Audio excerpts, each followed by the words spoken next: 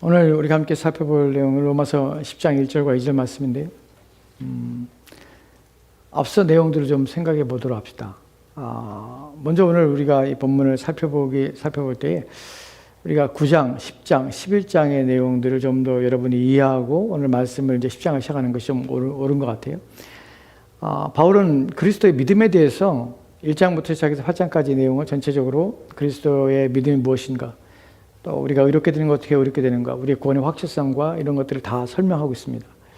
그리고 이제 9장, 10장, 11장에 가서는 유대인의 지위에 대해서 이제 말씀하고 있어요. 우리가 지금 살펴본 내용들이 9장의 내용들이 바로 그런 내용들 속에 포함되는 것입니다. 유대인들의 지위.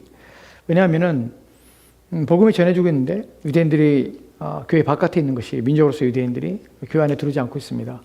그리고 소수의 유대인들만 예수를 믿고 들어오고 있고 나머지 대다수의 유대인들은 교회 바깥에 있습니다. 이 문제뿐만 아니라 또한 유대인이 그런 상태에 놓인 것이 무슨 연유인가 하는 그것에 대한 논증이고 증명이에요. 유대인들이 바깥에 있는 내용에 대해서 9장에서 이제 마지막에 우리가 살펴볼 때 바울은 이렇게 말을 하죠. 부딪힐 돌에 부딪혔느니라. 우리가 지난 시간에 살펴보다가 끝을 못 냈는데 그 부분 잠깐 말씀드리고 오늘 10장을 좀 시작하도록 합시다. 유대인들이 교회 바깥에 있고 복음 바깥에 있는 이유는 부딪힐 돌에 부딪힌 것이에요. 이것은 구약에 이미 예언됐던 것이고 그것은 새로운 것이 아니에요.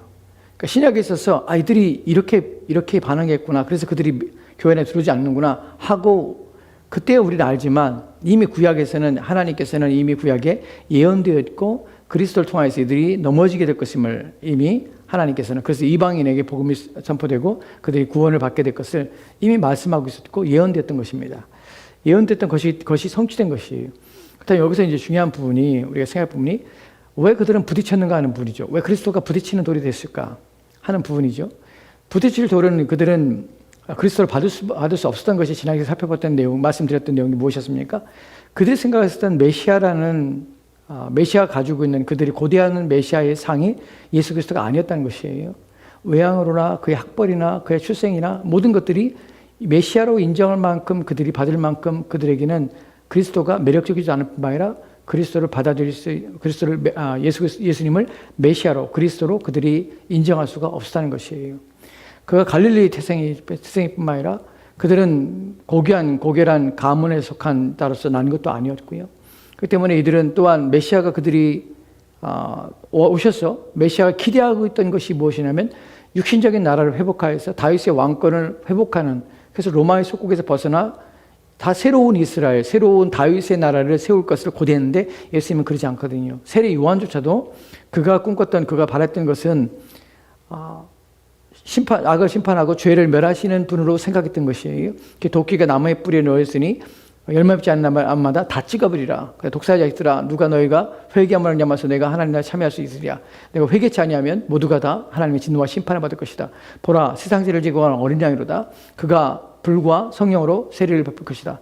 그러니까 세례 요한이 생각했던 그리스도는 심판과 진노와 세상을, 악인을 멸하시는 것이에요. 그래서 회개의 세례를 주었던 것이에요. 근데 예수님께 오셔서 죄인을 용서하고 죄인을 받으시며 또한 죄인을 부르셔 오신 것을 통하여 볼 때에 세례 요한이 의심이 든 것이에요.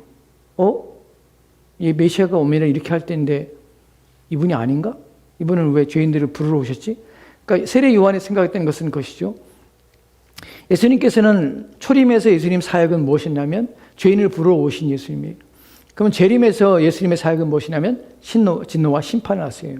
그래서 두 번째로 히브리서에 보면은 예수님께 두 번째 오실 때에 그때에는 복음을 전하러 오신 것이 아니라 그때는 진노와 심판을 오시는 것이에요. 그러니까 세례 요한은 첫 번째 오시는 그때에 두 번째 오시는 그 일들을 행할 줄 알았거든요.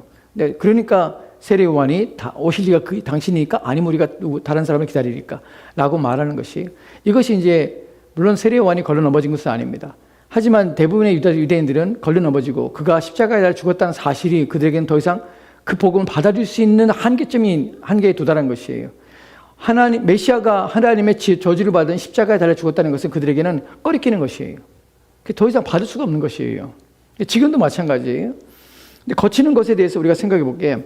교회 안에는 그리스도는 거치는 것입니다. 오늘날도 거치는 것이 돼요. 많은 사람들이 복음의 앞에 나올 때에 예수 그리스도가 거침이 되기 때문에 못 나오는 사람들이 많아요. 진실로 참된 복음은 사람들에게 거칩니다. 왜냐하면 그것은 이성적으로 받아줄 수 있는 것이 아니기 때문에 그래요. 무엇으로 받습니까? 오직 하나님의 은혜에 의한 믿음을 말미암아 받을 수밖에 없는 것이에요. 그때 오늘날도 이런 복음, 이러이러한 말은 성경의 이러이러한 가르침은 내가 믿을 수 없습니다. 그것은 내가 그것만 아니면 내가 그리스도인이 되겠는데 그것 때문에 내가 예수를 못 믿겠습니다. 라고 하는 사람들이 많습니다. 교회 안에 들어도 그 말을 하면 나는 그런 하나님 믿고 싶지 않습니다. 라고 말하는 사람 많습니다. 여러분, LGBTQ 동성연애자들에게 있어서 하나님께서 동성애가 죄라고 말하는 것에서 그들은 상당히 거부감을 느낍니다. 그것 때문에 온전한 교회를, 그를 바르게 성경적으로 가리키는 교회에 대해서 이들은 저주를 퍼붓거나 거절하며 또한 이들은 대항하며 싸웁니다. 왜냐하면 자기들이 믿는 그리스도는 자기들이 원하는 것은 그것을 받아들이는 것이에요. 그러니까 지금도 마찬가지로 동일하게 사람들은 기독교의 참된 진리, 그러니까 그리스도의 말씀에 의하여 그들이 그리스도를 믿는 것이 아니라 자기들이 만들고 포장하고 자기들이 의도하고 자기들 안에서 나온 것들을 포장해서 그것을 믿음으로 받아들이고 본래의 것은 거부하며 거치는 돌이 된다는 것이에요. 기독교가 가지고 있는, 참된 기독교가 가지고 있는 것 중에 하나가 무엇이냐면 다른 종교에 대해서 인정하지 않는다는 것이에요. 어떤 면에서는 그들에게 독선적으로 보이는 것입니다. 다른 종교에 구원이 있습니까? 우린 절대로 없습니다라고 말할 수밖에 없어요. 이것이 이기적이 보이고 독선적으로 보이지만 그 독선성이 기독교에 대해서 불리함으로 기독교에 대해서 반감으로 또 기독교에 대해 적대감으로 나오는 것이 사실입니다. 하지만 우리는 성경에서 다른 종교가 없고 다른 신이 없다는 사실을 우리는 고백할 수밖에 없어요. 이런 면에서 기독교를 받을 수 없다고 할 때 우리는 어쩔 수 없어요. 그들을 위해서 그러면 다른 종교도 구원이 있습니다. 말하는 것은 성경을 의미하는 것이에요. 오늘날 많은 목회자들이 그런 유혹에 빠집니다. 동국대 불교학교에 가서 얘기하면서 불교에도 구원이 있습니다. 각기 다른 신을 찾지만 결국에는 한 신을 만납니다. 이렇게 말하는 것은 이단이에요. 그렇게 말하고 싶은 거죠. 뭐 때문에요? 기독교를 낮추고 그 사람들을 불러서 그 사람의 친밀감과 교제를 나누기 위해서 그런 것이. 이건 복음을 해치는 것이에요. 복음은 거치는 것이에요. 우리는 그런 부분에서 오해하면 안 되는데 복음은 만민이 자연스럽게 받아들일 수 있는 어떤 것이라고 생각하는 것은 착각이고 오산이며 오만함입니다. 복음은 누구도 받을 수 있는 것이 아닙니다. 복음은 까탈스럽습니다. 또한 하나님께서 우리 가운데 말하시는 것은 이성으로 이해가 돼서 믿는 것일 거 아닙니다. 근데 복음이 편안해야 된다. 복음이 누구나 들을 수 있는 것이 된다. 복음은 자연스럽게 누구나 이해되고 믿고자 하는 마음이 들은다. 라고 하는 것은 인본주의입니다. 복음은 절대로 그렇지 않습니다. 복음은요, 오직 성령의 능력에 의해서 중생을 통해서만 복음을 받아들이는 것이. 그 안에 거치는 것이지만 그럼에도 불구하고 내가 내 모든 걸 포기할 수 있는 것이에요. 내 이성으로 내 마음으로 들지 않는 어떤 거라도 하나님이라는 권위 앞에 내가 복종하고 순종하고자 하는 마음이에요. 이것이 구원에 이르는 믿음이 가지고 있는 기초적인 단계입니다. 그렇기 때문에 교회는 이런 부분에서 세상 사람들이 포용하고 세상 사람들이 아무나 받을 수 있는, 아무나 들어올 수 있는, 또 아무나 그냥 이해하고 또한 아무나 꺼리낌 없이 가까이 할 수 있는 그런 것이 아니라는 사실이에요. 복음은 우리에게 그리스도의 거치는 것을 통하여서 하나님께서는 믿음을 통하여서만 구원하는 방식을 이루시기 위해서 그리스도가 누구에게는 반드시 거치는 것이 되기 위해서 구원받지 못하게 하시는 것이 하나님 뜻을 이루기 위해서 오직 하나님이 구원의 주권적인 하나님의 오직 은혜로만 구원받는 이 하나님의 구원의 방식을 이루기 위해서 그리스도는 때로는 사람들에게 거치는 것처럼 보이고 사람들이 원하지 않는 것처럼 비춰진다는 것이 그럼에도 불구하고 그 복음은 누군가에게는 하나님의 은혜가 임한 자에게는 그 복음은 어떤 것보다 기이한 보배로운 또한 진주와 같은 우리의 생명을 다해서 바칠 수 있는 그것이 바로 복음이라는 사실입니다. 그러기 위해서 복음은 거치는 것이 되는 것입니다. 오늘 이제 내용을 살펴보면 유대인들에게 있어서 그런 내용 때문에 거침이 되어서 지금도 여전히 그들은 구원에 이르지 못하고 있습니다. 이 상태에 대해서 그렇다면 우리가 바울이 말하고 있는 논리가 무엇이냐면 그렇다면 이것이 생각해보면 유대인들에게 있어서 지금 거치는 것이 되고 그들이 교회 바깥에 있는 이유가 하나님께서 그들에게 주신 약속이 폐해지고 하나님께서 변심한 것이 아니면 그들이 어떻게 그 약속이 폐해져서 그 약속대로 성취가 되지 않고 그들에게 주어졌던 것이 그때 무엇이냐라고 물을 수밖에 없다는 것이죠. 이 물음에 대하여 바울이 이제 대답하는 것이 우리가 살펴봤던 로마서 9장 6절 말씀입니다. 로마서 9장 6절 말씀 볼까요?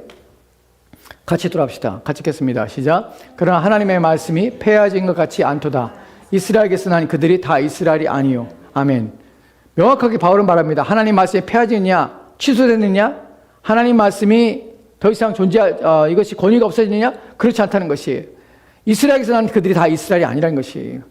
우리가 생각할 때 여전히 이런 구약에 대한 이해가 없는 사람들, 복음에 대한 이해가 없는 사람들은 지금도 여전히 구약에서 약속된 족장들에 약속되고 하나님께서 주셨던 그 약속들, 다윗에게 이까지 주셨던 그 모든 언약과 약속들 속에서 이것이 민족적으로 유대인에게 주었다고 착각한다는 것이에요.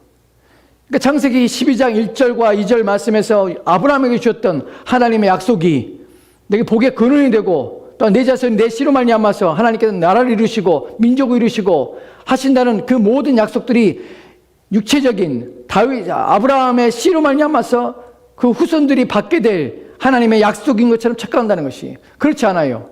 바울이 말하기를 그들에게 주었던 아브라함, 이삭, 야곱에게 주었던 그 씨로 말미암아서 하나님께서 이루실 하나님의 나라의 백성들은 육체적으로 혈통적으로 그들의 유대인으로서 구원받는 것이 아니라 하나님께서 믿음을 말미암아 구원받는 이러한 구원의 새로운 방식으로 그들을 구원하시는 그 일들을 그들에게 약속하신 것뿐만 아니라 그것이 지금 이루어졌다는 것이에요. 즉 본문을 통해서 말씀에 폐하진 것이 아니다. 이스라엘이 난 그들이 다 이스라엘이 아니라는 것이에요. 혈통으로 아니라는 것이에요. 그 약속이 그렇게 좋은 것이 아니라는 것이에요. 그 어떻게 졌습니까? 택하심을 따라 되는 하나님의 약속이 아브라함의 씨라는 것은 아브라함처럼 이삭의 야곱처럼 하나님께 택하심 받아서 그들을 하는 선택을 하심을 말미암아 그들을 구원하신 방식으로 오직 하나님께서 새로운 인류를 창조하시고 새 약속 가운데 언약의 백성으로 하나님께서 그들을 불러내신 자들 그들에게 하나님께서 구원을 주시고 그 약속이 그들에게 주어진 것은 혈통이 아니라 그런 하나님의 구원의 방식으로서 그들에게 주어진 것이고 그들은 믿음을 통하여서 구원받았고 동일하게 지금도 믿음을 통하여 구원받는 방식이 지금도 여전히 이루어졌다는 사실을 말하고 있는 것입니다. 그래서 로마서 9장 11절 말씀에 보면 이렇게 말하는 것이 같이 돌아갑시다. 시작. 그 자식들이 아직 나지도 아니하고 무슨 선이나 착한 행위를 아니한 때에 택하심을 따라 되는 하나님의 뜻이 행위로 말미암지 않고 오직 부르시는 이로 말미암아 서게 하려 하사. 아멘. 이 말씀이 필요한 이유가 바로 우리가 지금 얘기해왔던 내용들을 정리하는 것입니다. 그 자식들이 아직 나지도 아니하고 무슨 선이나 악한 일을 행하지 않았을 때 택하심을 따라 되는 하나님의 뜻이 행위로 말미암지 않고 택하심을 따라 되는 하나님의 뜻 택하심을 따라 이루시는 택하심을 따라 구원하시는 하나님의 방식이 행위로 말미암지 않고 오직 부르시는 이로 말미암아 오직 하나님 말미암아 되는 것이에요. 이스라엘에 난 자들이 다 이스라엘이 아닌 것이에요. 유대인에게 주신 이스라엘에게 주셨던 조상들에게 주셨던 그 약속이 우리의 약속이 아닌가라고 말할 때 하나님의 구원하심이 하나님의 우리를 택하심이 폐하지 않는가? 그 약속이 버려졌는가? 왜냐하면 유대인들이 교회 바깥에 있는 것이 바로 하나님의 주셨던 약속이 폐하진 것이 아닌가? 라고 할 때 그렇지 않다. 이스라엘 난 자들이 다 이스라엘이 아니고 오직 참된 이스라엘은 무엇이냐면 택하심을 따라 되는 하나님의 뜻으로 말미암아 부르심을 받은 자들만 그들이 바로 하나님의 자녀이며 그 약속은 그들에게 주신 약속은 바로 이 약속이었다라고 말하는 것이. 그때 우리는 신약의 눈으로 구약을 이해하고 깨닫게 되는 것이에요. 근데 여전히 어리석은 사람들은 구약을 보면서 아브라함이 주셨던 것이 혈통적으로 준 것처럼 착각합니다. 지금도 그렇죠. 이삭에게 주셨던 야곱에게 주셨던 그 의미가 무엇인지를 생각하지 않는 것이에요. 바울은 이에서 명확하게 우리한테 이 부분을 설명하는 것이 여기 중요한 내용이 있습니다. 무엇이냐면 첫 번째로는 오직 부르시는 이로 말미암아 서게 하려 하사 구원에 있어서 주권적인 하나님의 은혜의 선택은 하나님의 구원은 바로 이런 선택으로 말미암아서 오직 하나님께 달려있다는 사실이 구원에 있어서 우리 가운데 주는 중요한 내용입니다. 여기서 하나님께서 이런 방식을 통하여서 이루고자 하시는 것이 무엇이냐면 여기서 혈통이 아니라 이스라엘 난 자가 다 이스라엘이고 그럼 누가 하나님의 백성이 되는가? 하나님께서 그를 내신 자들 누구처럼 이삭과 같이 하나님의 내신 자들을 다른 씨가 아니라 내가 내게 준 내 씨 내가 내가 창조가 아니라 내가 너를 통하여 나게 할 씨, 그 씨를 통하여서 내가 그 씨라야 내 자손이 되리라. 이 말씀과 또한 야곱을 통하여서 행위로 말미암아 하나님 부르심을 말미암아서 하나님께서 나게 하신 자, 이 자들의 설명을 통하여 우리 가운데 알게 하시는 것 무엇이냐면 하나님께서는 창세전부터 자신이 택하실 새 인류에 대해서 하나님께 계획하셨고 목적했던 사실을 우리는 압니다. 왜냐하면 자식들이 아직 나지도 않을 때예요. 이 말은 이미 전에 하나님께서는 계획하셨다는 것이에요. 지금 타락한 인류 가운데서 하나님께서는 자신이 택하시고 자신이 내실 하나님의 새로운 백성들을 나게 하신 것이에요. 여기서 우리가 지난번에 살펴봤던 여러분이 의문 가진 내용이 있죠. 하나님께서 그러면 그들이 처음부터 택하였다면 그들이 죄 없이 태어난 것입니까? 그래서 구원한 것입니까? 아니요. 하나님께서는 육신적인 과정을 통하도록 내버려 두신 것이에요. 비록 그들이 아담의 후손으로서 이 땅에 태어나 죄 가운데 있지만 하나님께서는 그들을 기억하셨고 미리 정하셨고 그들을 내신 것이에요. 자기 백성을 만드신데 그 백성은 새로운 인류로 삼으신 것이에요. 이것이 본문을 통하여 우리가 알게 되는 중요한 내용입니다. 여러분, 우리는 새 인류예요. 그리스도의 누구냐면 새 인류예요. 새 인류. 새 인류란 말은 무엇이냐면 우리는 보통 육신적으로 다른 사람과 동일하게 출생의 과정을 겪고 이 땅에 죄인으로 아담의 후손으로서 이 땅에 태어났습니다. 하지만 우리는 창세전에 하나님 안에서 그리스도 안에서 우리는 예정되었던 사람들이에요. 예정되었던 사람들은 무엇이냐면 하나님께 자기 백성을 따로 내신 것이에요. 이 백성은 어떻게 하냐면 새로운 인류를 만드시기 위해서 내신 것이에요. 즉 하나님께서는 이미 창세전에 하나님께서 정하시고 예비하시고 마련하신 새 인류를 만드실 것을 작정하셨고 그것을 계획하셨으며 그것을 내신 것이에요. 근데 우리는 어떻게 새 인류가 되냐면 하나님이 그런 계획하심 속에 있지만 우리는 육신의 과정을 통하여서 우리 인생의 어느 순간에 하나님이 우리를 부르시는 그 순간에 우리는 새 인류가 됨을 그때 우리는 인식하고 이해가 되는 것이죠. 지금 제가 말씀드리는 내용을 좀 이해하시겠어요? 이해하세요? 어렵긴 해요. 어렵습니다. 다시 조금만 빨리 설명드릴게요. 우리는 창세전에 그리스도 안에서 예정되었습니다. 에베소 1장 4절 말씀에. 하나님께서 우리를 이미 정하셨어요. 어떻게? 그리스도 안에서. 그럼 우리를 택하신 바대로 하나님 정하신 것이. 근데 우리는 하나님께서는 우리를 어떻게 정하신 목적이 무엇이냐면 우리를 새 인류 삼으신 것이에요. 새 인류란 것은 뭐냐면 새로운 인류를 시작하신 것이에요. 이것이 어디냐면 고린도전서 15장 45절 말씀 보도록 합시다. 같이 들어갑시다. 시작. 기록된 바 첫사람 아담은 산 영이 되었다 함과 같이 마지막 아담은 살려주는 영이 되었나니 아멘. 여기서 왜 예수 그리스도를 마지막 아담이라 했을까요? 첫 번째 아담이 있었죠. 그 아담은 실패했어요.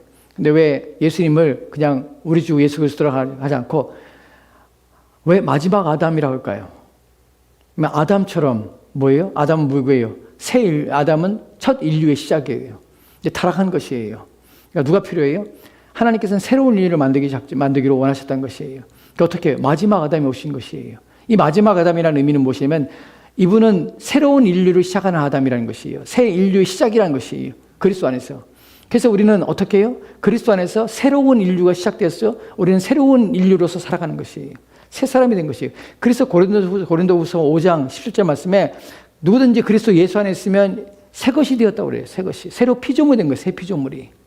새 피조물은 우리는 새 인류가 된 것이에요. 새 인류는 언제부터 시작했습니까? 하나님의 뜻 안에 있었어요. 창세전에. 그런데 창세전에 있었는데 그러면 그때부터 있었다면 우리 새 인류가 됐기 때문에 이 땅에 이 땅에 올 때 태어날 때 새 인류로 태어납니까? 그렇지 않아요. 우리는 새 인류지만 우리는 육신의 과정을 하나님께서는 거치도록 한 것이에요. 왜냐하면 그래야 우리의 구원이 필요하고 우리의 구원이 그리스도를 통해서 성취되는 과정이 필요하기 때문에 우리는 아담의 후손으로 오는 것이에요. 하지만 이미 우리는 하나님 안에서 새 인류로서 하나님께 내신 것이에요. 그래서 육신의 과정을 통해서 우리의 죄를 인식하고 이해하며 깨달음을 담아서 새 인류이신 그리스도를 바라보게 하며 그를 믿게 하는 과정들을 통해서 우리는 새 인류에 포함됐고 교회 안에 들어오게 된 것이에요. 이해가 되십니까? 그러니까 하나님께서 우리를 구원하실 때 단순히 사람들은 천국에 간다는 생각만 해요. 예수 믿으면 천국 갑니다. 이게 복음의 전부라고 생각해요. 얼마나 어리석고 미련한 것이에요. 우리는 그렇지 않아요. 천국에 가는 것이 단순히 천국에 가는 것이 구원의 목적이 아니라 하나님께서는 우리를 새로운 인류로 아담 안에 마지막 아담이신 그리스도가 새 인류의 창시가 된 것이에요. 그분 안에서 우리는 새 인류의 속에서 새로운 인류로서 영원한 영생을 얻는, 그리고 주님 오시는 그날에 완전히 변화된 세상에서 새롭게 살 인류로서 이 땅에 우리는 하나님 앞에 택하심을 받게 된 것이에요. 그러니까 이런 것은 우리에게 너무나 놀라운 것이에요. 내가 새로운 인류, 이 땅에 속한 인류가 아니라 새로운 인류로서 그리스도는 새 인류의 시작이고 장시하고 그걸 통해서 나는 새로운 피조물이 되었고 이제 이들과 세상 사람과 전혀 다른 존재가 됐다는 사실을 우리는 인식하는 것이, 이 부분이 오늘 첫 번째 내용에 살펴볼 중요한 내용이고, 그 다음 보도록 합시다. 다시 내용 보도록 합시다. 형제들아, 내 마음이 원하는 바와 하나님께 구하는 바는 이스라엘을 위함이니 곧 그들로 구속을 받게 함이라. 내가 증언하노니 그들이 하나님께 열심히 있으나 올바른 지식을 따른 것이 아니라. 뒤에 부분은 나중에 설명을 드리겠습니다. 오늘 마지막으로 생각할 것이 이것이에요. 하나님께 구하는 바 이스라엘을 위함이니, 내 마음이 원하는 바예요. 바울은 지금도 유대인들을 위해서, 민족으로서 유대인들에 대해서 고민하고 그들을 위해서 마음이 원하며 그들을 기도하고 있다는 것이, 여기서 우리는 고민해야 돼요. 무슨 고민해야 됩니까? 첫 번째로는 구원이 하나님의 주권적인 선택의 결과라면, 누군가 구원받는다는 것은 하나님의 택하심을 따라 되는 것이라면, 구원받지 않은 그들을 위해 누군가를 위해서 기도할 수 있는가 하는 부분이에요. 왜 문제가 되죠? 하나님의 주권인데 내가 기도하는데 무슨 소용이 있습니까? 이런 질문이 나오는 것이, 이 질문에 대한 답을 찾아야 되는 것이. 근데 바울은 기도하고 있어요. 그럼 잘못한 거 아닙니까? 바울이 이상한 거 아닙니까? 하나님의 온전한 주권적인 선택이라면, 우리가 기도한들 그 사람이 구원받고 구원받지 않고 결정되는 것이 아니라면 왜 나는 기도해야 됩니까? 바울은 왜 기도합니까? 기도한다는 것은 그들이 구원받을 수 있다는 사실을 인식하고 간절히 구하는 거 아니겠어요? 그렇다면 하나님의 주권적인 선택이 구원이 아닙니까? 그러니까 바울이 지금 이중적인 모습을 보이는 것처럼 보인다는 것이에요. 이 부분을 설명을 드릴 것이에요.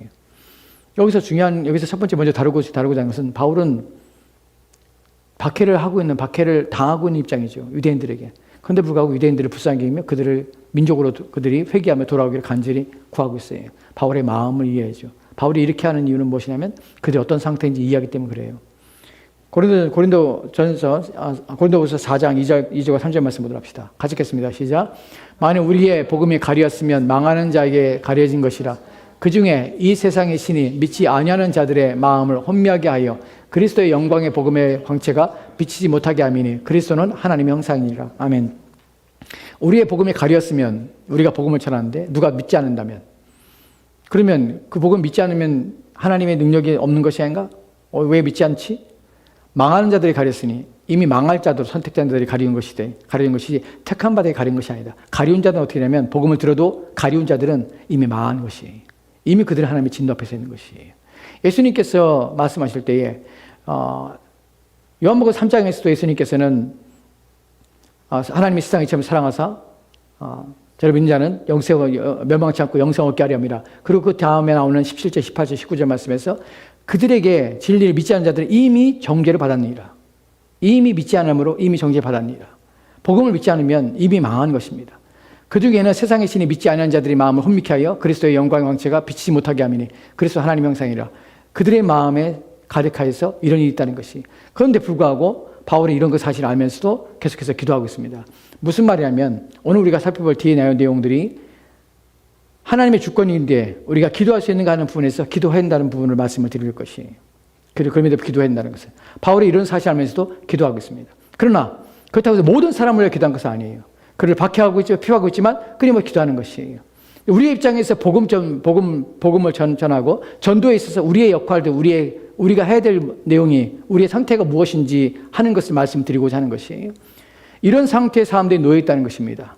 근데 복음을 전했는데 듣지 않는다는 것은 망하는 것이에요. 망한 상태에 있는 것이. 그렇다고 우리가 그러면 망한 상태에 있기 때문에 모든 사람이 그런 상태에 있다고 생각하기 때문에 우리가 복음을 전하지 않아야 됩니까? 아니요. 그렇지 않습니다. 복음을 전해야 돼요. 왜냐하면 그 중에서 하나님께 택하신 자들이 구원받을 수 있기 때문에 그렇습니다. 그러나 그럼에도 불구하고 어떤 자들에게서는 이미 망한 것처럼, 하나님께서 버린 바처럼 그런 자들이 있다는 것이에요. 이 부분에서 우리가 사도행전 13장에 보면은 50절과 51절 말씀에 이렇게 기록된 걸 보게 되는데, 같이 돌아갑시다. 시작. 이에 유대인들이 경건한 기부인들과 그 성내 유력자들을 선동하여 바울과 바나바를 핍박하게 하여 그 지경에 쫓아내니 두 사람이 저희를 향하여 발에 티끌을 떨어버리고 이고니로 가거늘. 아멘. 핍박하고 박해합니다. 그러자 바울이 거기서 견디면서 복음을 전하지 않습니다. 두 사람이 저희를 향하여 발에 티끌을 떨어버립니다. 너희가 상관없다는 거, 복음이 너희들에게 상관없다는 것이에요.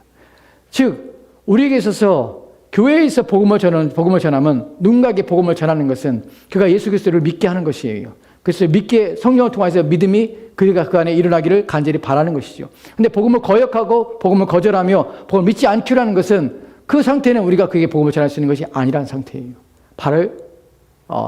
발에 티끌을 떨어버린 것처럼 내버려 두는 것이에요. 적어도 교회는 누가 와야 되냐면 하나님을 믿고자 하는 마음을 가진 자들이 와야 돼요. 우리는 누구에게 복음을 전하면은 복음을 들으려고 하는 자들, 복음을 듣기를 거역하지 않는 자들, 복음에 대해서 아직 복음에 대해서 완전히 이해하지 못하지만 마음에 하나님에 대한 꺼리낌도 없을 뿐만 아니라 또한 예수를 한번 믿어볼까 하는 마음을 가진 자들, 이런 자들이 복음을 받을 수 있는 자세와 태도를 가지고 있는 것이에요. 그러나 복음에 대해서 거절하며 나는 예수를 믿기 원치 않습니다. 나는 자들에게는 복음을 전할 수가 없는 것이에요. 그들에게는 우리의 소관이 아니에요. 그건 누구의 소관이냐면 하나님의 특별하신 은혜의 소관이지 우리의 소관은 아니에요. 그러니까 우리는 적어도 교회 안에는 하나님을 믿으려고 하는 사람들이 와야 되고 적어도 하나님에 대해서 거부함 없이 나는 그리스도인이 되고 싶은 마음을 가진 자들이 오게 되는 것이에요. 그런 자들이 교회 안에 들어오고 그런 자들에게 복음을 전하는 것이에요. 우리는 그들에게 열려있고 그들에게 복음을 전하는 일들을 해야 됩니다. 모든 자들이 바울이 기도하는 것이 아니에요. 발에 티끌을 떨어버리고 그냥 떠나버린 자도 있습니다. 그리고 복음에 가려진 것은 망하는 자들이 가려진 것이, 망하는 자들이 가렸다는 것은 이미 그들의 마음에는 복음이 없는 것이, 이미 그리스도인이 되고자 하는 마음이 없는 것이에요. 이 부분에서 우리가 생각해 볼 부분이 이제 하나님께 중요히 아까 말씀드렸던 하나님께서 주권이 하나님에 있다면 우리가 기도해야 되는가 하는 부분에서 말씀을 좀 드리도록 합시다. 이 부분은 여러분이 여지껏 살펴봤던 부분들, 여지껏 말씀드렸던 것을 곰곰이 생각해 보면 여러분이 이해하실 것이에요. 우리가 지난 시간에 말씀드렸던 선교에 있어서 하나님께서 구원받는 것이 하나님의 주권에 속했다면 선교가 필요한가 부분에서 제가 말씀드렸습니다. 필요합니다. 왜냐하면, 왜 그렇죠? 왜냐하면 하나님께서는 주권이 하나님의 주권적인 선택을 말미암아 구원을 받는 것이 하나님의 목적이고 뜻입니다. 그러나 그 뜻을 이루는 방식도 하나님께서 결정하셨고 정하셨습니다. 그 방식이 뭐냐면 복음을 전하는 방식으로, 복음을 듣는 방식으로, 복음을 듣고 회개하는 방식으로 구원 얻는 것을 하나님이 정하신 방식이에요. 그 때문에 우리는 복음을 전해야 되며 또한 우리는 하나님의 은혜가 저들 가운데 있기를 기도해야 됩니다. 바울이 기도하는 것이 바로 이런 내용입니다. 하나님의 주권을 무시하는 것이 아닙니다. 하나님의 주권적인 역사가 있기 때문에 주권적인 역사를 통해서 누군가가 구원을 받는 것입니다. 그렇다면 그럼에도 불구하고 바울이 기도하는 것은 그가 누군지 우리가 알 수 없습니다. 하나님의 은혜가 임하기를 구하는 것입니다. 그렇기 때문에 하나님께서는 또 우리를 통하여서 복음을 전함을 통하여서 그들이 구원받는 방식을 하나님께 정하셨기 때문에 하나님께서는 우리에게 복음을 전할 뿐만 아니라 그 일들을 통하여서 하나님께 구원하시는 것이에요. 그러니까 우리는 이 이중성에 대해서 하나님의 절대적인 주권을 가지고 있는 구원의 방식, 하나님께서 그 방식을 정할 때 전도에 미련한 것으로 구원하시기를 원했다는 사실, 이 두 사실을 온전히 받아들이는 것입니다. 또한 우리가 기도할 때에 특별히 어떤 자들에게서 믿음이 없는 자들을 향해서 복음을 거역하며 복음에 대해서 관심 없고 복음에 대해서 들음에 불구하고 복음에 대해서 반역하는 자들에게는 결코 우리가 기도한다고 되는 것은 아니에요. 이 망한 자들에 들어있기 때문에.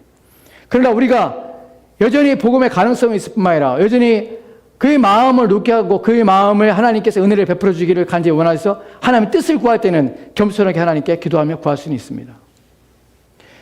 중요한 것은 이것이 복음에 있어서 구원에 있어서 하나님의 절대적인 주권은 확실합니다. 왜냐하면 누가복음의 1장에 보면은 1장 39, 그 다음 볼까요? 그 다음이요. 누가복음 1장이요. 37절 말씀 같이 들어갑시다. 시작. 대저 하나님의 모든 말씀은 능하지 못하심이 없느니라. 아멘. 하나님께서는 바울처럼 한순간에 하나님의 은혜로 말미암아 구원받는 특별한 케이스가 있습니다. 근데 그것이 일반적이지 않은 것은 무엇이냐면 특별하지 않기 때문에 그래요. 특별한 것이 특이한 경우이기 때문에 그래요. 하나님께서 못하시는 것이 없습니다. 하지만 그 특별함은 하나님께서 바울과 같이 어떻게 사용하기 위해서 하나님께서 부르심이 특별한 경우가 있을지 모르지만 일반적으로는 복음을 통하여 들어가게 됩니다. 우리가 하나님의 주권에 대해서 생각할 때에 우리의 기도의 내용들은 이래야 됩니다. 우리는 구원이 하나님의 손에 있음을 인식하며 인정해야 합니다. 우리의 기도는 청함이지 우리는 이것을 하나님께 요구나 하나님께 우리가 명령하거나 또 하나님께 우리가 그것을 원하도록 하나님께 우리가 구하는 것들은 이것은 잘못된 것입니다. 구원은 누구의 손에 있냐면 하나님의 손에 있습니다. 그러니까 우리는 무엇을 하냐면 하나님께서 불쌍히 여겨주기를 구하는 것이에요. 하나님의 뜻이 원하시면 하나님의 뜻이 이루어지기를 원하는 것이에요.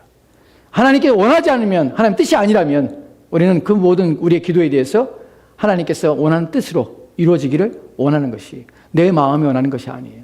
내가 갈망한다고 되는 것이 아니라 하나님 주권을 내렸습니다. 우리는 로마서 10장 15절 말씀에서 그래서 이런 말씀을 듣게 되는데 같이 들어갑시다. 시작. 보내심을 받지 아니하였으면 어찌 전하리요 전파리요 기록된 바 아름답도다 좋은 소식을 전하는 자들의 발이여 함과 같으니라. 아멘. 우리가 나중에 이 본문을 살펴보겠지만 하나님께서는 복음을 전하는 자들을 통하여서 누군가를 구원하십니다. 그 말을 안 듣고 그 말에 끊임없이 반역하고 완악함을 가질 수 있습니다. 거기에 대해서 우리가 하나님 이 사람을 구원해 주십시오 라고 할 수 있는 것은 아니에요. 하나님 은혜를 베풀어 주십시오. 저가 자신의 연약함을 발견하게 하시고 저희 죄가 무엇인지를 인식하게 하시고 자신이 하나님 앞에 어떠한 삶을 살았는지 하나님의 진노가 무엇인지를 깨닫게 하십시오. 나는 청원을 드릴 수 있습니다. 구원에 대해서는 우리가 하나님 구원해 주십시오 라고 말할 수는 없어요. 하나님의 뜻이라면 저 영혼을 불쌍히 여기시고 하나님의 뜻이라면 저 영혼이 속히 돌아오게 하십시오. 그러나 하나님 뜻 가운데 하나님 원하는 대로 이루어지기 원합니다. 나는 청원을 드릴 수밖에 없습니다. 이것이 우리가 하나님께 기도하는 것이고 바울이 기도하는 것은 내 마음이 원하지만 그들을 위해 기도하고 있다는 것은 이런 차원의 기도를 하는 것이에요. 우리는 하나님의 전체적인 뜻을 알 수 없습니다. 하지만 우리는 그 가운데서 하나님께서 우리 주변에 우리 가족들 가운데 또한 우리가 가까이 있는 사람들 가운데 하나님의 은혜가 저들 가운데 임하고 저들을 불쌍히 여기시기를 간절히 원해야 합니다. 왜냐하면 그 모든 것은 하나님 손에 달려있기 때문에 그렇습니다. 우리의 손이 아니라 하나님께서 우리 가운데 이런 영혼에 대한 기도를 우리 가운데 허락하시고 기도하게 하시는 것은 그의 주권을 침해하며 그의 권한을 뛰어넘기 위해서 우리가 뛰어넘도록 하기 위함이 아니라 우리로 하여금 우리의 구원에 대한 간절함과 우리의 구원의 은혜가 얼마나 놀라운지를 우리한테 첫 번째 깨닫게 하는 것입니다. 내가 저런 완악함이 아니라 내가 어떻게 하나님께 복종하며 순종할 수 있었는가 하는 것은 내게 있어서는 얼마나 큰 은혜인지 모릅니다. 저렇게 무지함으로 또한 저렇게 하나님의 복음에 대해서 인식하지 못함으로 저를 어리석은 가운데 속할 수 있었는데 불구하고 하나님께 나로 하여금 낮추시고 나로 하나님을 찾을 수 있는 은혜를 주셔서 하나님을 믿으며 하나님의 진노와 심판에 대해서 인식하며 인지함으로 말미암아 그리스도를 나의 주님으로 고백할 수 있게 하신 하나님에 대해서 감사하게 되는 것입니다. 두 번째로는 다른 사람의 영혼을 생각하면서 우리로 하여금 하나님의 은혜에 대해서 불같은 마음을 갖고 하나님의 긍휼과 자비하심을 더 구함으로 하나님께서 더 크게 역사하시고 하나님의 뜻이 온전히 이루어짐으로 영광을 돌리기 위해서입니다. 생각해 봅시다. 우리가 누군가를 위해서 기도하고 있습니다. 누군가를 기도하고 있는데 우리의 기도를 하나님께서는 기도하라고 우리 마음에 주신 것이 우리가 하나님의 뜻 가운데 기도하고 있습니다. 하나님께 강력한 요구가 아니라 우리가 하나님께 명령이 아니라 하나님의 은혜를 갈망하며 기도하고 있습니다. 하나님의 누군가를 위해 영혼을 위해서 기도하게 하시는 것은 하나님께서 우리 마음을 이끌어내시는 것입니다. 그걸 통하여 하나님의 뜻이 그의 구원이 이루어질 때에 하나님께서는 우리의 기도를 받으심으로 영광을 받으시고 높임을 받게 되는 것이 우리가 기도함으로 그의 영혼이 하나님께서 그의 영혼에 구원함을 베푸시는 것을 볼 때에 우리는 또한 하나님의 은혜에 감사하게 되는 것입니다. 하나님께 영광뿐만 아니라 하나님의 은혜에 감사하게 돼서 하나님의 기도에 응답하심에 대해서 우리는 감사하며 우리 신앙과 우리 믿음에 유익함이 되는 것입니다.